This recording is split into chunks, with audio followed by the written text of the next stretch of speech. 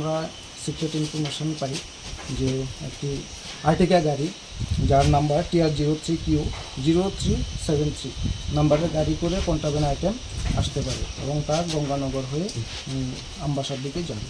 Accordingly আমরা officer সহ আমরা অ্যাম্বুশ করি। তো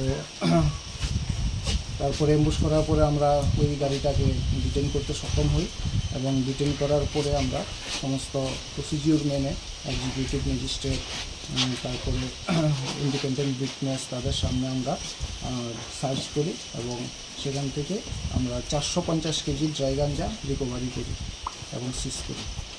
সাথে আমরা দুজনকে আমরা অ্যারেস্ট করি। নাম একজনের নাম হলো প্রসেনজিৎ মজুমদার, আরেকজনের নাম হলো রাজীব কুমার। বাড়ি তাদের দুজনের বাড়ি বিশ্রামগঞ্জ পুলিশ স্টেশনের আন্ডারে। আচ্ছা, গাড়ির নম্বরটা? গাড়ির নাম্বার TR03Q0373 আর্টিকা। কোন জায়গায় যাইতে আসলো, মানে কিছু পাওয়া গেছে গাড়িটা?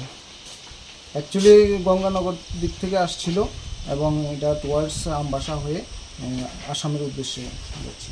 বাজার মূল্য কত টাকা হবে? বাজার মূল্য 45 lakhs।